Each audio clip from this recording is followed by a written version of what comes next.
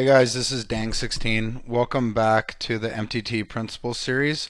Today we're going to get started with episode number 2, where we are going to focus on the early game. Last week's episode, the opener, was very basic, as I prefaced it would be. Wanted to give the brand new and novice player the opportunity to understand MTTs, exactly what they are, structures, all that stuff that we discussed. Once again, very basic. Today is going to, be the beginning of the concepts and the real content of the series. Today we're going to, utilize the PowerPoint for some discussion, as well as some hand histories, some real life examples. So that is my goal, and this is my first series and I want to get a lot out of it, but I've also been torn the last couple days as I've been trying to work on these videos, exactly what to put in, what to not. I think just trying to make it too perfect and like really a blueprint, and it's just not possible. We could have the entire first series dedicated to the early game only. And that being said, I'm going to put out, some stuff that I think is good and it's going to help and hopefully address some of the tougher situations and questions that you may have about the early game. And after that, I want you guys to comment on the videos, PM me, talk in the forums about what's good and what was bad, because I would like to, really go into some concepts further, especially, but only stuff that you guys want. So please let me know. Let me know what I do well, what I don't. This is my first series. Done plenty of coaching, but not videos just like this. So please, by all means, let me know what's going on. So let's get started. First, we're going to talk about some strategies, some other considerations. As you can see on the screen, developing reads as well. Then we'll briefly discuss pre-flop ranges and some post-flop concepts. So we'll talk about the pre-flop, talk about the type of hands and ranges I will play from certain spots, and then we'll discuss post-flop with hand examples. Now, the hand examples will tie in a lot of the pre-flop stuff and post-flop. I just don't want to pull up a hand where I fold ace jack offsuit out of position or under the gun. I don't think that's a very good use of time in video. So instead, I will discuss the type of ranges I play in the positions, and then with the examples, try to tie it all together. Say, maybe the difference between a pair, just a moderate hand in early position and a moderate hand in late position. Yeah. All right. Let's quickly discuss strategies. Your basic strategy is going to stem from how tight or how loose you play and what you do in different positions. Both have their pros and cons. Playing tight allows you to really develop reads, get deeper into the tournament, not put too many chips at risk, but the con may be to lose some value. You do miss some spots. You might not have the opportunity to steadily gain. In a tournament, our goal, we want our chip stack to go up, kind of like going upstairs. We don't want it to be a roller coaster, big up and down.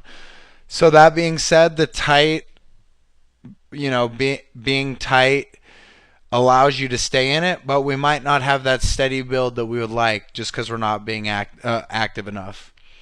Playing a very loose strategy allows you to do a couple different things early. You might be able to exploit the players that are playing really tight, because the average field does play tight, especially the tournaments that viewers are playing, $50 and under. So yeah, you could take advantage of it. You can also build an early chip advantage. If we're able to double the 6K early in a 3,000 starting stack field, and then we run kings and aces for a 3,000 chip pot, we're still in the tournament. So being aggressive early and building the stack allowed us to get that cushion and stay in the tournament. So there's always pros and cons with everything, especially how you play tournament poker. Bottom line, the best players can play a really, really tight nitty strategy or a really loose, crazy strategy or something that's right in the middle depending on the table. Best players are always capable of adapting and recognizing these situations, and when to slow down or when to speed up is something that'll come with experience, but I will also, talk about it to an extent, but really recognizing these situations comes from experience, but I'll do my best to explain some situations where it happens. My default strategy is I try to play a mix of all this. Early, I tend to lean towards the tight side, especially in a tournament where I don't have any reads. I don't know what the table's going. I've got a bunch of randoms. Huge field on Sunday. The the big $55 DNG on Sundays on Stars. A lot of times I don't know anybody at my table. I might have one note, and that's all right. I'll just play tight pretty early, try to adapt to the game, utilize the Hold'em manager stats that I'm, using, maybe utilize some other sort of read, such as like a database read if I don't know anybody, maybe check them out on Shark Scope or Official Poker Rankings, stuff like that. Um, Other ways to develop reads, just really it just comes to paying attention. You can get away with being a winning player without using any other sort of information, whether databases or hold a manager. If you pay good attention, utilize taking notes. The color coding system on Stars and Full Tilt's a great tool. I really like to use it. Green for a really bad player, red for a really good player, and something in between for everybody else. We'll use orange for a player that has a lot of experience, that's got a winning background. If I've checked him out on Shark Scope or something, and then a blue player might be a relatively inexperienced player, but had a little bit of success. Find what works for you and use it. Really, I can't stress notes and reads better. I've been really amazed by the database of notes some players have, and it's just a massive, massive advantage. Another consideration we need to take into account for our strategy in the early game is going to be full ring versus shorthanded. Shorthanded, a 4 or 6 max tournament, we're going to have to adapt, and the value of hands is different. Ace 9 suited under the gun in 6 max is really like the cutoff it's really like the hijack in a full ring game. And we need to take that into account. So bottom line, it's just more adapting. It's knowing when to do what, where, and why. And we will try to discuss this as we go. But I'm really going to focus for the most part on full ring hand histories.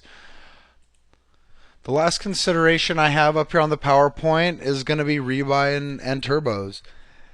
Early game, it's going to be deep no matter what, even if it is a turbo. Of course, it's unless it's one of the super turbos where we start with 10 blinds, but it's still going to be pretty deep. It might be 70, 80 blinds deep compared to 200 or 300 or a super stack that's even bigger. But bottom line, turbo, or the first level or 2 or 3 of a turbo is still going to be deep. So we're going to be playing pretty similarly. Rebuy, there's obviously going to be more time to gamble, more opportunities to get bigger chips. If 6 people shove in front of me in a rebuy the first hand and I have 8-9 suited on the button, I'm going to get it in there and give myself the opportunity to, 6-7 times my stack. So just keep in mind with rebuys, they're gonna play a lot similarly, but some guys are going to be very aggressive or crazy, and you might be as well, but it's still deep stack. It's still early game.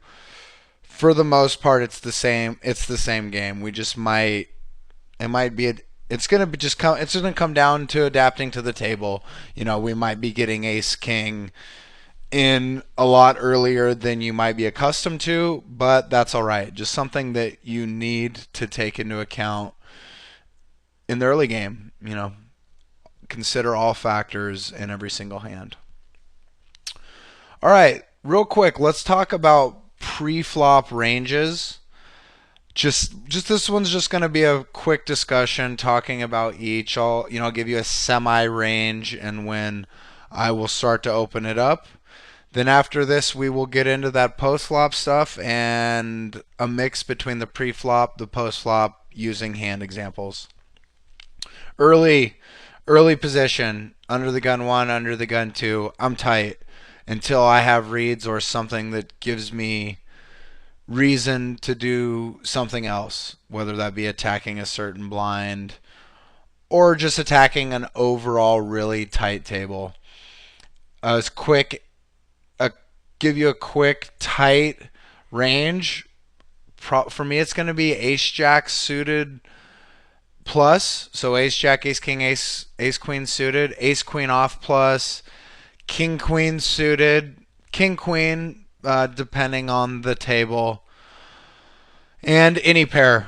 I'll continue to play any pair from early position just because sets are so disguised. It's different than playing 4 or 5 suited where it's going to be a wet board when we hit it. Pocket twos on 2-5 queen from early position will get you paid a lot. So yeah, I like to stick tight early. That's the type of range that I will play. And it's pretty similar to what I'll be playing in middle position as well, the next couple spots. This is where we can definitely start to open it up depending on the table again. Maybe we have a player that maybe we're a couple orbits into the tournament, we're in middle position. We just have a guy that's limping every single hand and playing very poorly post flop. So this is a player that we want to attack. From middle position, maybe we'll start pounding this limper by raising his under the gun limps with some lighter holdings. Maybe the king jack suited, ace 10 suited, ace 9 suited, stuff like that.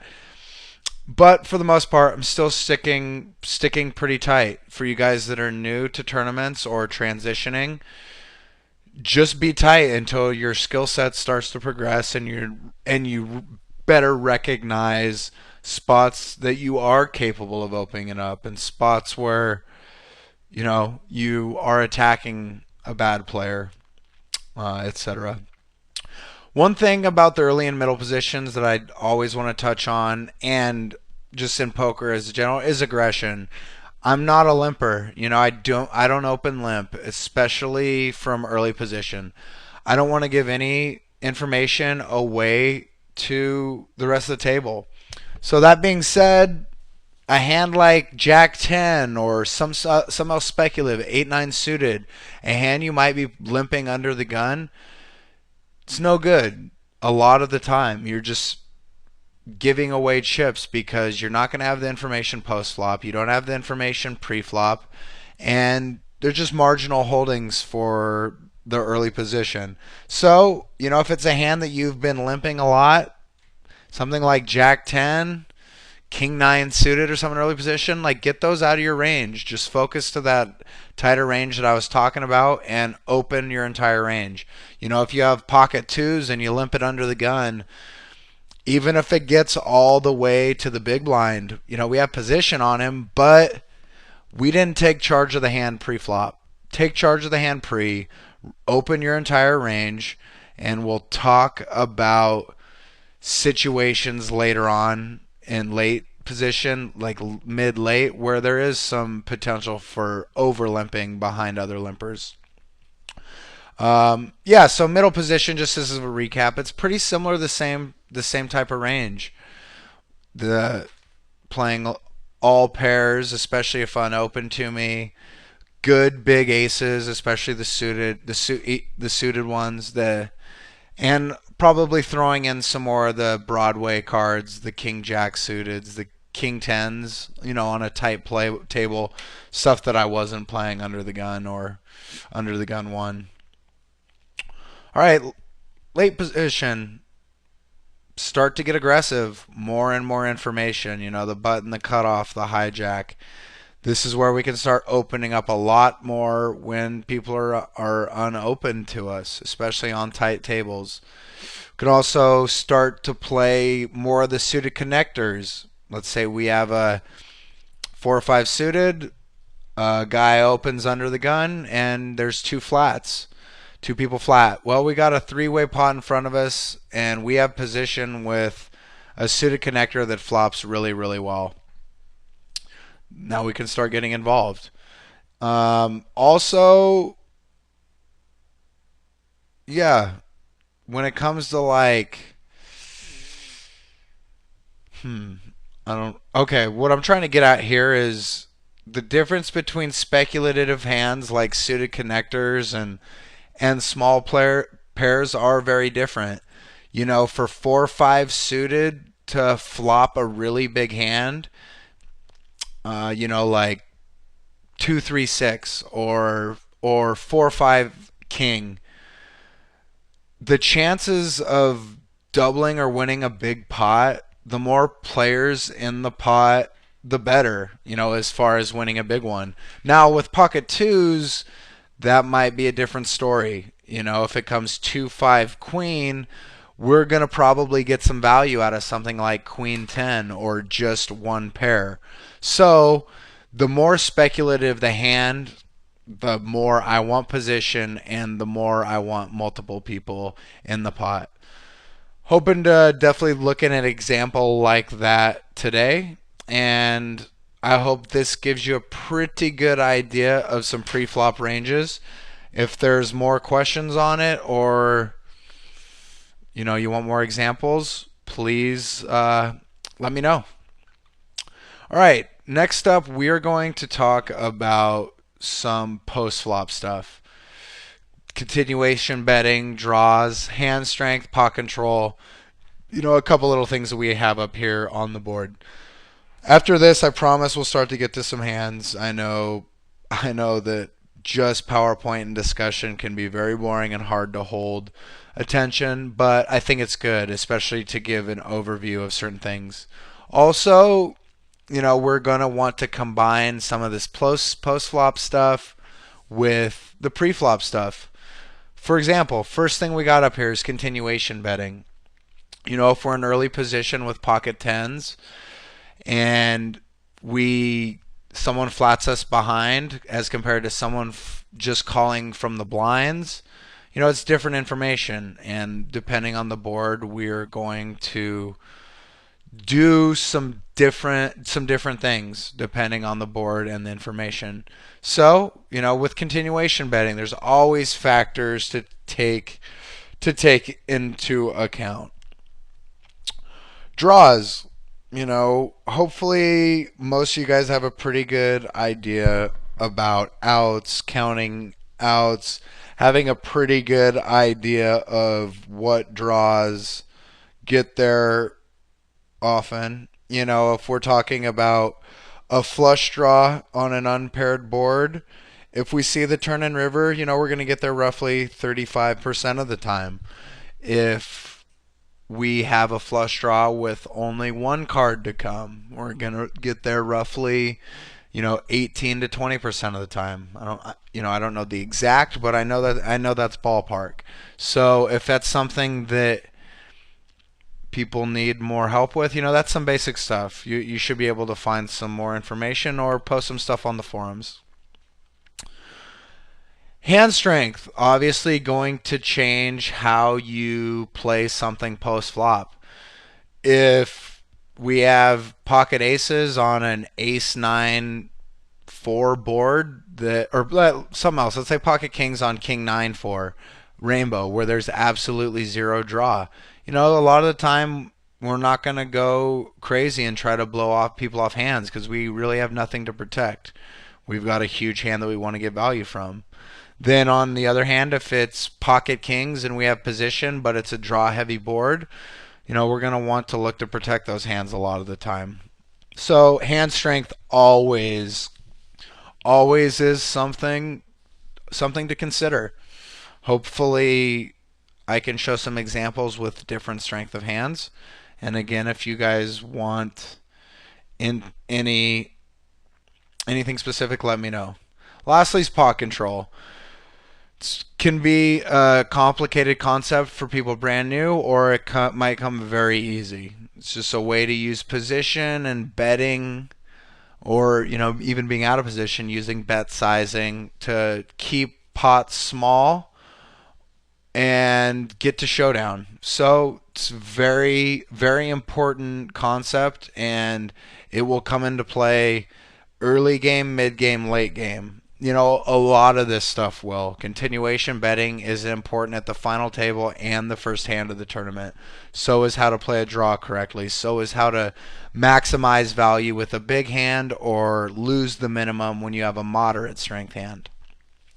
All right, so yeah, we're about 20 minutes into this episode. It's time that we are going to start looking at hands.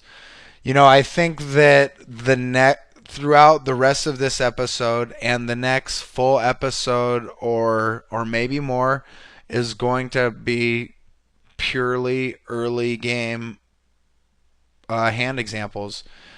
They can take up a lot of time and can get in depth. So please let me know if you want anything else that I've touched on, or if you feel that I didn't do enough on it. So, all right, let's get into some hand examples from different positions.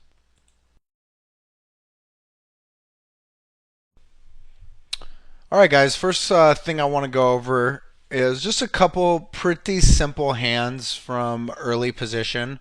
Just want to discuss two hands where there was different considerations for c-betting. Keep in mind these are completely different tournaments. This one with the nines showing.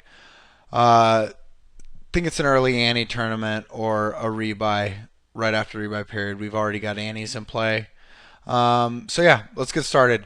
I open the nines here under the gun. I make it 200. I talked about going a full 3x early in tournaments. This one's a little bit different with the antes in play, and so yeah, I might start going a little smaller early, but it's kind of irrelevant at this point. We're deep stacked. It's still early game. I get flatted by a player who had been pretty active. That's what I had him noted as. I didn't really have an exact read yet, but he'd been active. Get flatted behind, and we go heads up. 6-6-9 board. We've got a blocker for the heart draw, blocker for backdoor draws, stuff like that. This is a board that's pretty heavy that I am happy to take it down right here a lot of the time, especially if I can show strength from early position. So the reason I bet this board is I want to protect my hand a bit. There's only one draw, only one over. I still feel that my hand has a lot of showdown value, and I'd like to get there. I'd like to get to showdown cheaply if we can, and also I have no problem just taking it down at this point and moving on. I bet 260 into 655. Look, definitely a little bit on the small end, but I do quite a bit. I do utilize a smaller c-bet a lot of the time, especially in the low stakes. I get called behind, and I feel like this could easily be some sort of float. He does, or the draw. I'm not afraid of overcards just because there's one. When you have a hand like nines, tens, jacks, a lot of the time there is going to be an overcard. When you have nines, it's probably 50, maybe even 55% that an overcard flops. Don't quote me on that, but I wouldn't be surprised if that's the number. So you got to get comfortable. If you're going to be playing these hands out of position, you got to do a pretty good job of reading hands, and having reads on opponents or notes helps, but a lot of it's just going to come with experience. So I get flatted. I feel like he could float me with a lot of hands here. I'm going to reevaluate on the turn. Now, I don't necessarily need to bet like 7 or 800 here and get shoved on or have to fold to a big raise. I want to get to showdown. I still feel very happy with my hand. Uh, Check. Guy bets 600 into this pot. I'm definitely not folding. There's definitely some scary river cards that I can get away from this hand. Maybe the some sort of heart. The ace of hearts, queen of hearts, something big. But we're gonna reevaluate on the river and check. And I'm gonna call a lot of bets there depending on the size. I still felt that my hand had a ton of showdown value, and he had been a pretty active player. Like I said, he had called a couple hands. So I ended up winning it with sevens. Main thing that I want you to get out of this, from the beginning, we're talking about c betting and understand why I c bet from under the gun in this spot. Hands got a lot of showdown value, and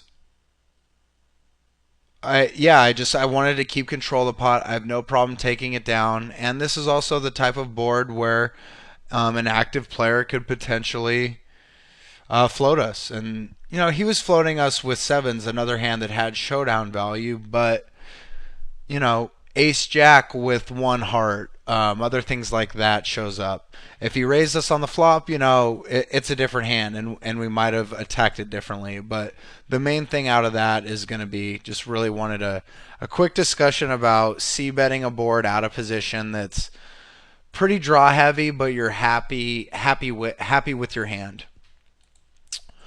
Okay, ace king, a hand that a lot of people can have trouble with early in tournaments, especially out of position, early position, and from the blinds. So let's take a quick look.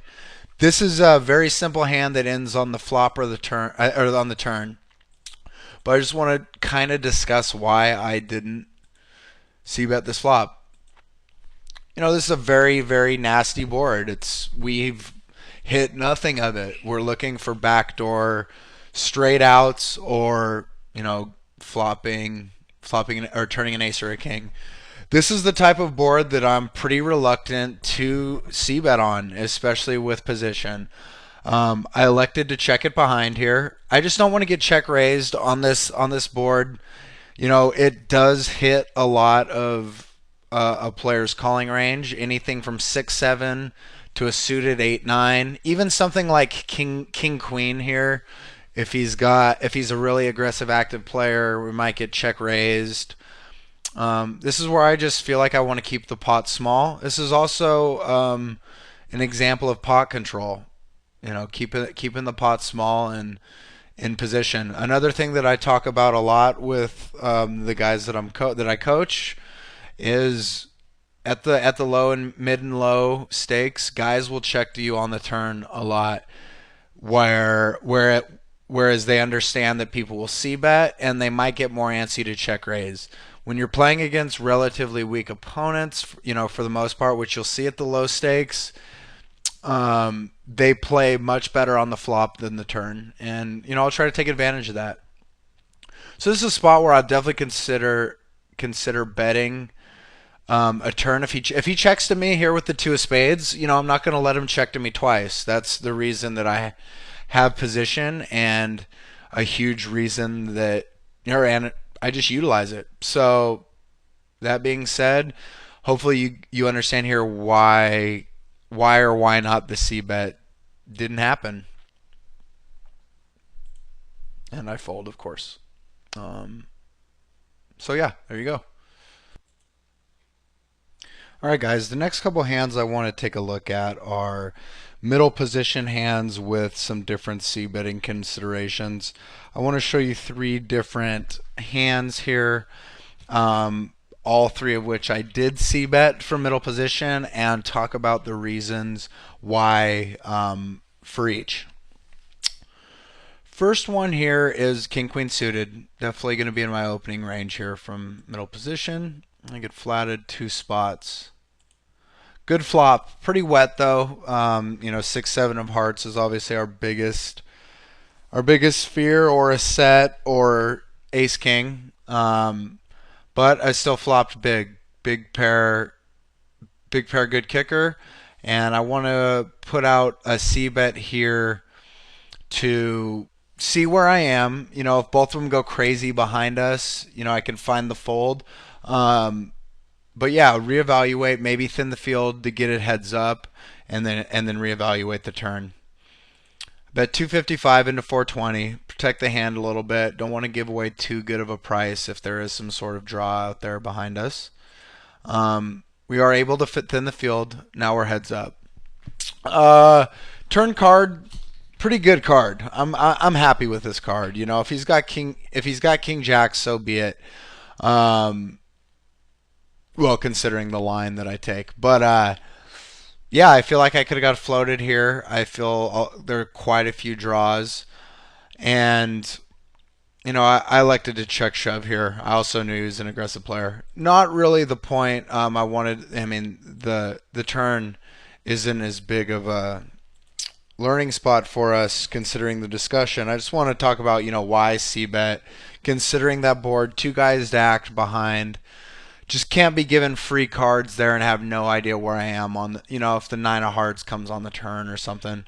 I at least want to give it a shot at that point and see where I am. All right, next hand. Okay, this is a real simple one. This is nothing fancy at all. A hand that is very much in my opening range from mid to late position here. The suited Queen Jack.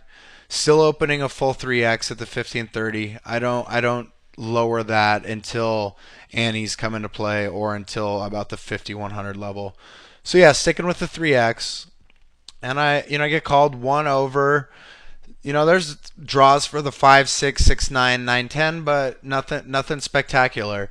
This is just a dry board that I have position, and I was checked to. I'm gonna fire here more often than not, especially at the low to mid stakes. And just simple, a little over half pot.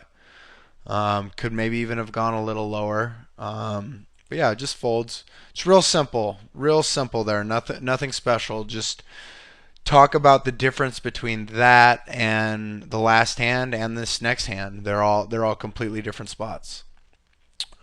Next spot. All right, this is an example of making a big hand, and also, well, yeah, making a big hand and c betting it for a reason. The point was to build the pot, and I also felt that it was the best way to go on the board. And this also goes with some maximizing value and just building pots.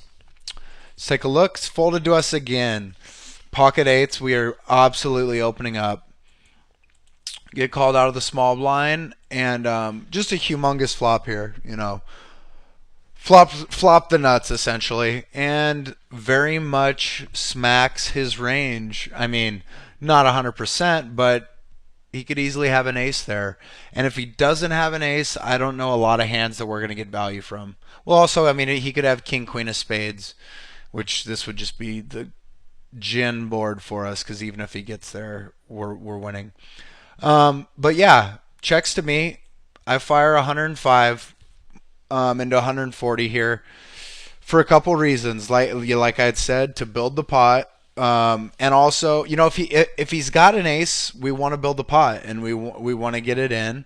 And if he does have a spade draw or something along those lines, he knows we're probably capable of c betting a lot of hands that aren't aces or pocket eights, and we might get check raised, and then we have the opportunity to reevaluate from there.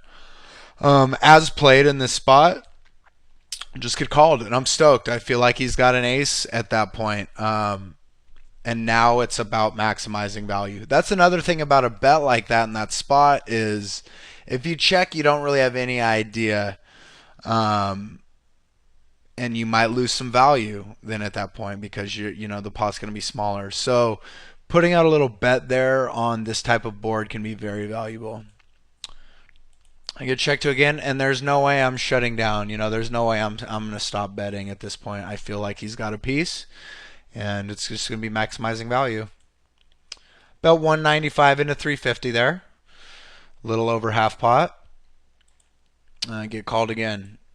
At this point, it's another running draw got there if he had something like 9, 10, or 4, 5 of spades. And at this point, it's all about maximizing value. I feel that in this spot, if he's got some sort of draw that missed, whether I bet 300 or 700, it's the exact same thing. He's going to fold. If he has an ace, he's likely going to check shove us in a lot of spots. But if he has something like maybe he made a real weak call with like ace 3 of hearts, he might just check call us. Might just check call like 9s, 10s, jacks. And, at this point, I was trying to get big value.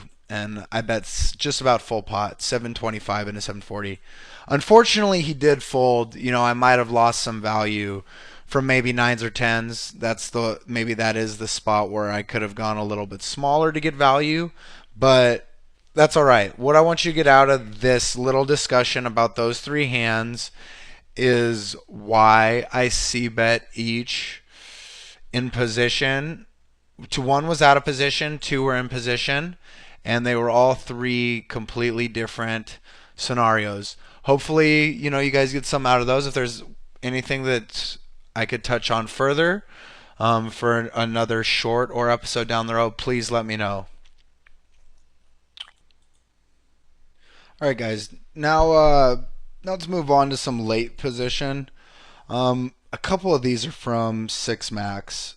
It's all good. They just seem to kind of encompass what I was looking for a little bit more than some of the stuff I had found from recent tournaments that were full ring. Also, 6 Max, you're essentially in late position at all times. You start in middle to late compared to full ring. So a lot of similarities as far as position goes. But also there was a few reasons, 2 of these were player based, and that's why I think they're a little bit better.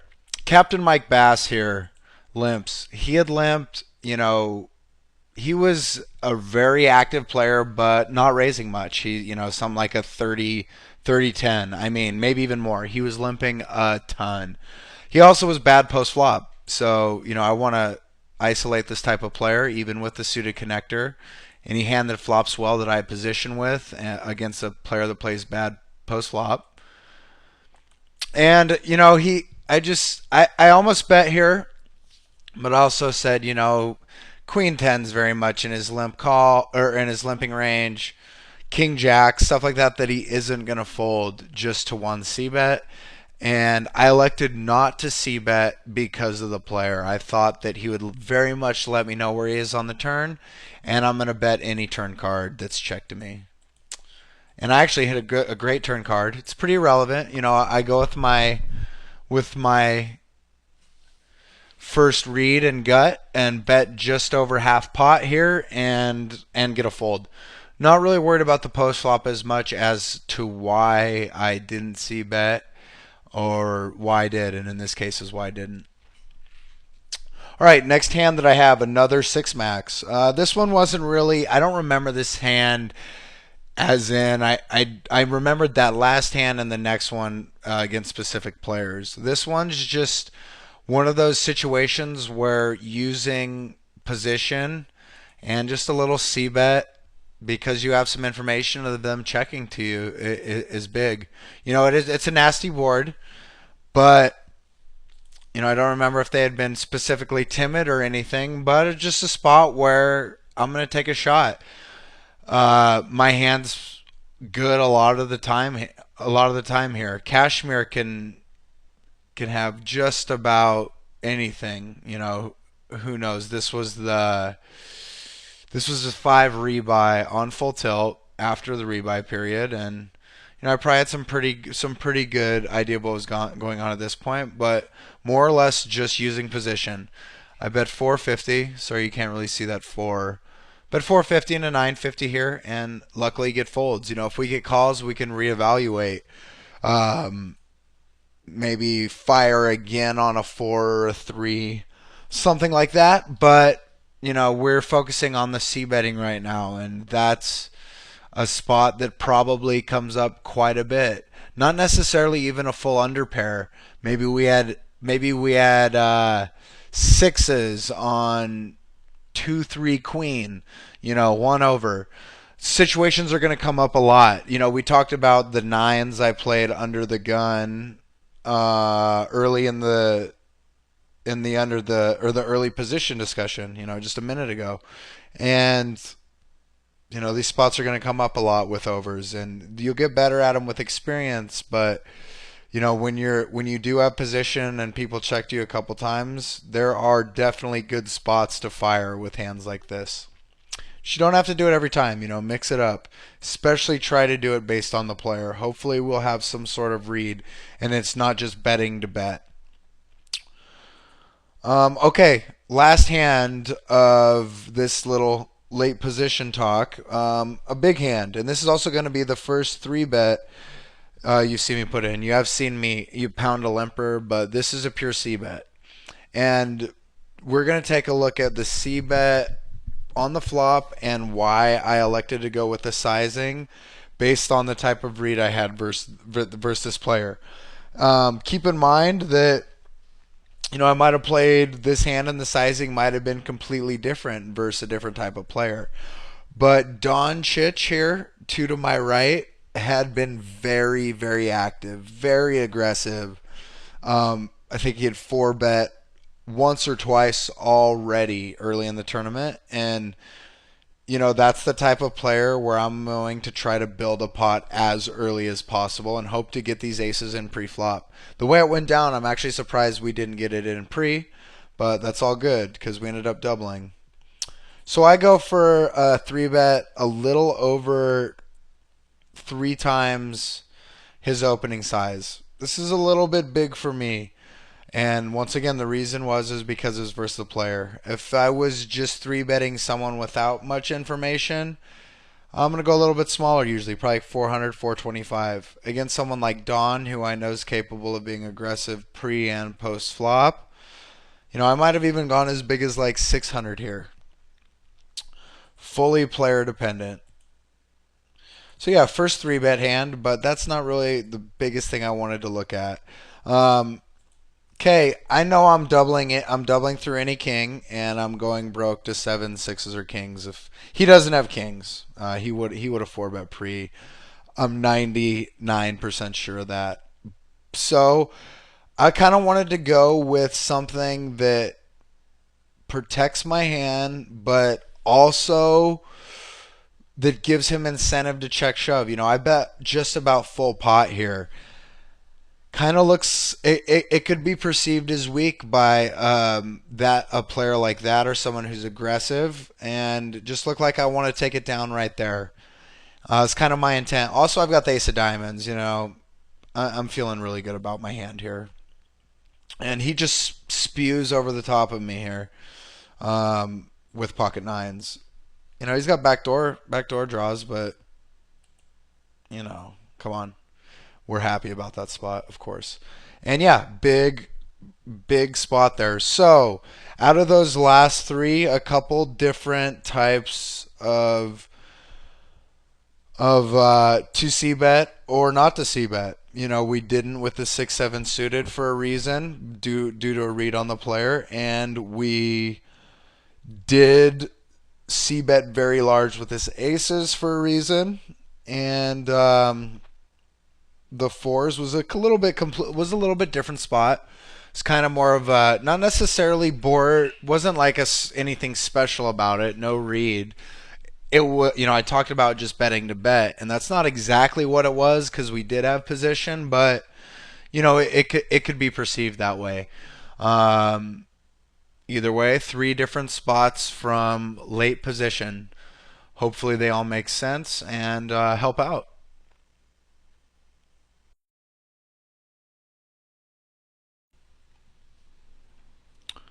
All right, guys, so we just took a look at some hands that showed some pre-flop ranges mixed with some post-flop play.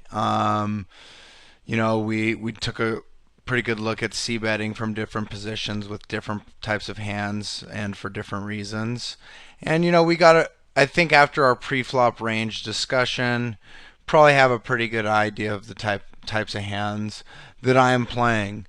Now I want to take a look at defending the certain type or the types of hands we can defend out of the blinds, and just a little bit further discussion. Like I said in the pre-flop slide, I tend to play the blinds very tight as well, especially pre-ante and when the smaller big blind is such a tiny amount of your stack, especially from the small blind. You really don't want to be chasing 20 blind chip, especially when 20 chips, especially when we have something as weak as queen 8 suited, like king 9 suited.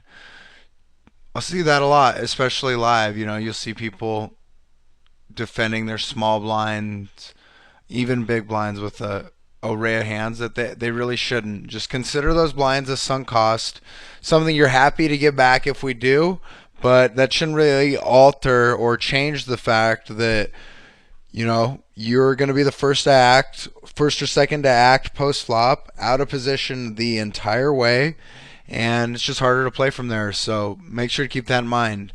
If blind versus blind play is tough, and especially as a novice or intermediate player in tournaments, it can be tricky. Early in the tournament, though, we're still just so deep. Stick to being tight and look for good spots. I'm going to show you two hands here. Kind of just discuss neither of them. I mean, ace queen here is pretty big, but just talk about why I flat pre and just the benefits of it and why.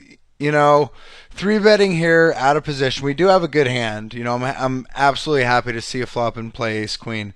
I don't need to inflate the pot or three bet out of position here early in the tournament, especially without reads. I want to play tight. I want to develop these reads and go from there.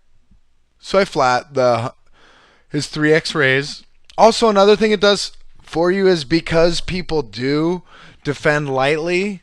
When we do flop a hand, queen high here, ace high, we're not going to get credit for it a lot. A lot of guys are going to c bet behind, so we have the opportunity to maybe check raise or check call and continue to play a smaller pot. This is just calling on like an ace high dry board or queen high dry board would be another example of pot control. This would be out of position rather than check raising or betting leading out big on a really dry board. With just calling, we can try to keep it small and then reevaluate. Maybe try to get further value down the road in the hand. But let's kind of just focus on the pre-flop and flop for now. Here we do have a disguised hand, and he bets full pot behind us. I likely not that strong. Probably just trying to take the hand down. If he had something stronger, he would probably try to string me along. But who knows? It's also early. We don't have any reads. Great turn for me here. I was likely looking to check raise. Could also lead out here to protect against the king 10, ace king, ace 10 type of draw, the straight draw. But I like to check. I get check behind, and I don't get any action when I bet the turn, and that's another problem with being out of position is they have the information, and on that board, if he has got some like sevens or eights, he could easily just check it down there, hopefully, and he's hoping for value. I bet on the river and don't get any action. So kind of the pros and cons there of flatting the ace queen there out of the small or out of the big blind rather than three betting or inflating the pot earlier. We did get a little bit of value for top pair, top kicker, but we also didn't put too much at risk before we had a hand. So it's a nice little combination. All right, the next hand I want to take a look at from the blinds is pocket pair. Kind of going to lump in essentially deuces to sevens or eights or nines early in the tournament. I treat a lot of the pairs, especially the eights to jacks, a little, and even queens, a little bit lighter early in the tournament. Not three betting or as willing to play a big pot as I am later. Once again, this just comes down to the fact that we are playing deep stacks still early, and I don't want to put a lot of risk. Also, with sets, I talked about this a little bit earlier. Queen 5-2, king, ace 2-7. Such a disguised hand, and if we can go up against a top pair good kicker, maybe two pair or an overpair, we can get a lot of value early in the tournament because it's so disguised. One of the hands I'm going to be more willing to flat out of the small blind are those small pairs because of the disguised strength. I'm going to fold. I'm gonna fold 6-7 suited, 6-8 suited, stuff like that here. Hands that I would play in position and multi-way, but just keep in mind how disguised these type of hands can be when we flop a set. And that's what happens here. So now we talked about the pre-flop, why I do defend in this spot, why I perceive there's value. Now we can take a quick look at some post-flop play because it is a good little interesting hand, especially for we talked in the post-flop slide. We talked about hand strength, maximizing value, and in a lot of these spots out of the blinds. Well, and here it's a pretty draw-heavy board, so I'm going to lead out. But even if, let's say, the 9 was instead the 8 of hearts, so we're talking about the 2 of clubs, 8 of hearts, king of spade board. I think it's a great pot, great flop to put in a c bet, hope for a raise behind, and then reevaluate. Especially if you kind of go on the lighter side with your lead out, smaller side.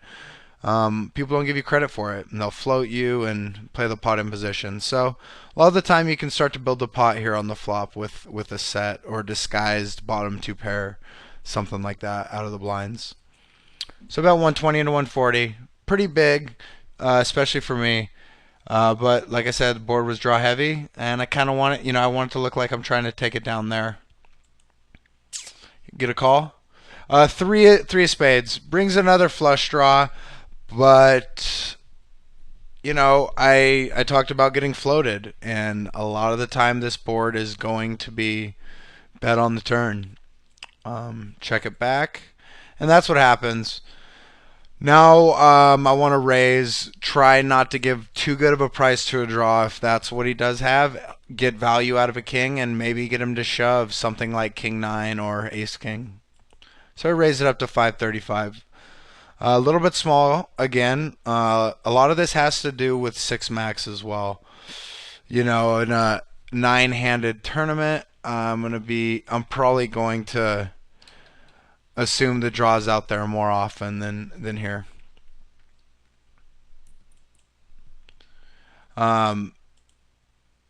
Good river card. In a sense, the queen jack got there and the second flush draw show up, but it's still 6 max, and I'm still gonna go with my line. I feel like I'm trying to get value, of course, and put out a small little thin bet here. This is kind of a weird bet here on the river. The reason being it was his stack size. I kind of felt it was either bet really small like I did for thin value, or shove. Pretty much my two options. I don't feel like I can bet like 900 or 1,000. If I'm gonna bet that much of it, or like 1,100, if I'm gonna bet that much of his stack, I may as well shove. So it's a little thin, but I thought that was gonna get me called. and I got called by Queen Jack. So, he had one of those pseudo draws. He had a gutter. It wasn't a humongous draw like Queen Jack of clubs. And, good to see the river there. I actually remember thinking, that was probably the perfect bet in that instance. And yeah, I'm glad that worked out. So, bottom line for those two hands, I still want to be tight, and those are two hands I'm going to play just because ace queen's big, flops well, and then deuces can just be so disguised if we flop, and if it comes queen 9 8, it's an easy fold. It's a hand that's not going to get us in a lot of trouble. So it's another added value to that type of small hand.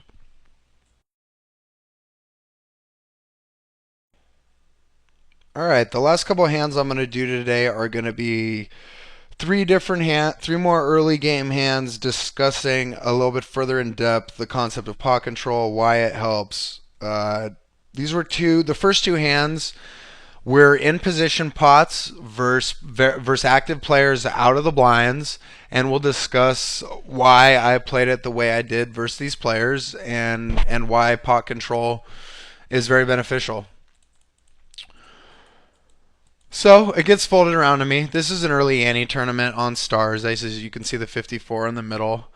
Not a full 3x. I only open 82 here. It's essentially the same thing. I do alter my sizing a little bit in these early ante tournaments. Might go a little bit smaller early and get a little bit more active because there is the added benefit of the ante, of course.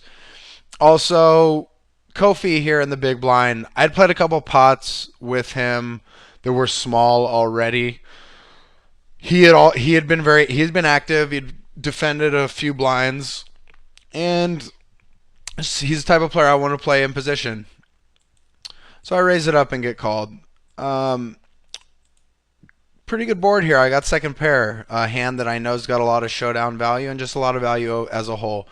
Kofi had check raised in a couple spots, once on the flop, and I just didn't want to c bet and get check raised and be put in a weird spot. Want to keep the pot small, and I want to stay in control and with position. So it went check check. Good turn card for me. Now for me, it's going to start trying to extract thin value. I think I might get called down by something like an ace high, some other type of pairs, a 4 or a 5, maybe 8s or 7s. Hands like that. And also, if I just take it down on the turn, I'm fine with that. That's all good with me versus an aggressive player. I get called. Really good river card for me. All the draws missed. He'll probably give me less. I mean, he's probably not going to give me credit for a king anyway, as it is. And now with this one on the river, even more so. And now, those hands, those 8s, 7s, 5s, and a 5 and a 4. I can start to get value. I might also get value from ace high because he might give me credit for a missed draw. And that's actually my only regret here in this hand. I wish I would have bet a little bit bigger here. Something that kind of looked like I was trying to get a fold, not look as value-y as this half pot bet does. Something like 370 I think would have got me paid off as well. But, that's not the real focus of the hand. I just want to talk about why I check behind on a board like that rather than elect to c-bet. Also, just kind of how to combat those aggressive players that are capable of check raising and being really aggressive. The next hand I'm going to show is exactly that because it was versus a very aggressive player. All right, so I got pocket eights here. Just open my 3x here in middle position. Ludwig A. been extremely active early in this tournament. Check raising an array of hands. He got there with a weird gutter. Just an interesting hand to start. So he flats me out of the small blind, and I know his range is massive there. It could be huge, it could be small. He's creative and aggressive. Board comes king 5 with no real draw. I like it. I also don't want. I don't need to play a humongous pot here. This is another situation where I elected to check behind. Also, kind of looked a little bit soft. That I might get him to lead small into me. So a lot goes for us here. I just don't want to inflate the pot, especially when I'm happy with the strength and value of my hand, or what I perceive as value in my hand. Okay, we get a really good turn card. I'm gonna get action from quite a few hands. I think when he checks for me, I think he's capable of calling behind with ace high, some sort of five, five, six, ace five. But I also want to start getting a little bit of value. Yeah, that ties into the fact I think I can get value from those type of hands, get a little bit of action. I might get check raised really big here and have to reevaluate or just fold depending on what he does. Could be perceived as weak, but I know I can find better spots versus an aggressive player that I have position on a lot of the time. So I bet just under half pot. Get called. So let's reevaluate the river. If he bets into us any board here, especially 7 or under, I'm gonna call a bet from him. A jack or something like that on the turn, I'll likely call some sort of bet. An ace I might fold, depending. But we get a pretty good turn card. We get the 8, we get a 9, and it's checked to us again. So I like to try to get thin value. I think that I can get called here by potentially ace high, and that's why I went with a little smaller bet size. I bet 250 into 580. I also think I'm gonna get called by a 5. If he's got like ace 9, or if he's stuck around with something weird, so be it. I lose a little bit of chips, but also that's what pot control allowed. It allowed us to not inflate a pot and get to showdown. Showdown versus aggressive players with hands like this is something we like to get to, and cheap if we can. And I actually might have got a little bit more value, but that's okay. He was creative enough to maybe put in a big check raise on the flop. He's obviously comfortable with sixes there, as shown by his call on the turn and river. So I think that was a pretty good example of pot control. And it's one of those situations where a lot of novice and newer players can get into trouble. We looked at pocket nines from early position on a different board that was kind of pot control-y, but it was different. I tried to bet small to keep control of the pot, as far as taking charge and being the first to act. But they're different situations, and I hope that both of which had learning value for guys that have trouble in these spots. All right, the last hand we're going to take a quick look at. It's not fully a pot control situation. It's more with kind of pricing your draw, but at the same time, I also set up a play on the turn. So this isn't fully pot control, and it kind of discusses drawing and getting value out of draws and maximizing fold equity. So this is kind of a culmination of a couple things we've talked about. I talked about not opening hands in early position that may be as light as ace 10. And also, this is a pretty tough table. If you guys know, Doc Sands is just phenomenal. Berkeley Boss is a friend and very good. The Oracle's a good reg. There might even a couple of other guys might be as well. I just don't know the name as well. But I was playing active this day and probably had a pretty good idea of what was going on at the table.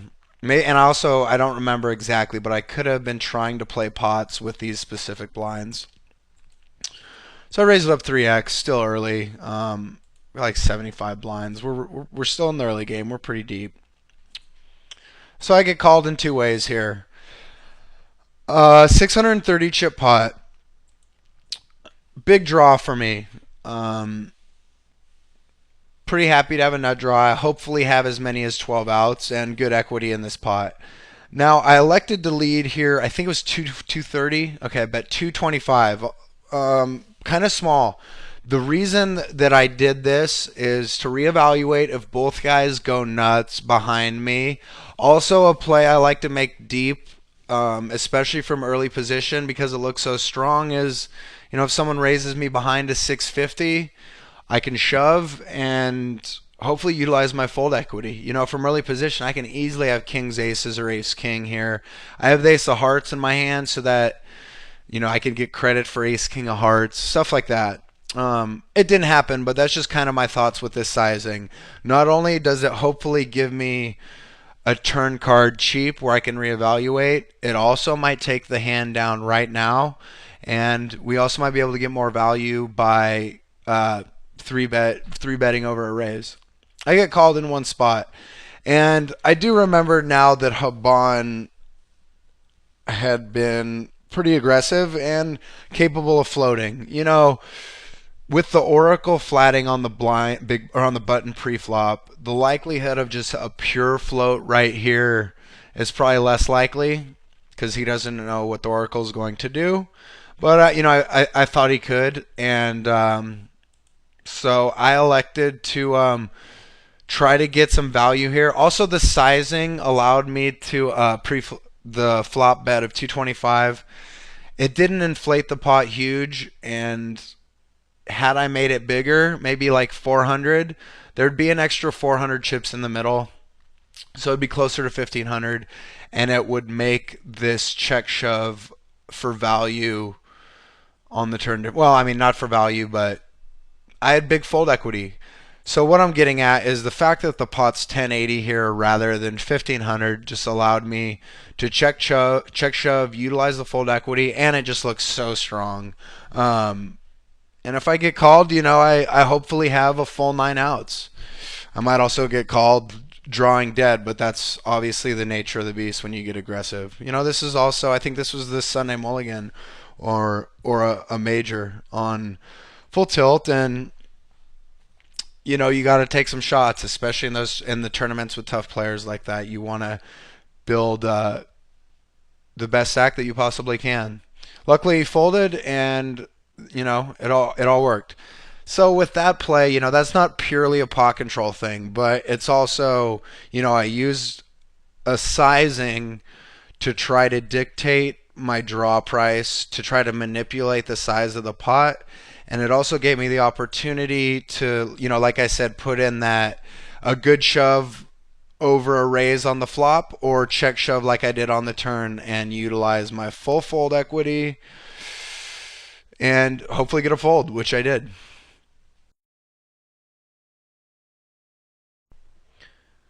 All right, guys, thanks for tuning in here to episode 2 of the MTT Principles series. I hope this was beneficial.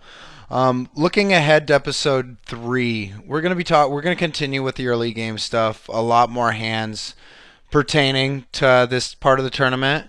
We're going to talk about maximizing value more, take a look at some other dry hands. I'm going to try to find some really good early game folds or situations where we might fold a bit post flop. Talk about some inflection points, maybe getting short early, building a big stack isn't necessarily an inflection point, but we can talk about it. A couple creative spots, maybe some multi-way squeezes pre-flop or things like that. Some ways to try and use some creativity to generate some chips early in the tournament. So, thanks for tuning in for the second episode. This is Dang16 for Deuces Cracked. Have a good one.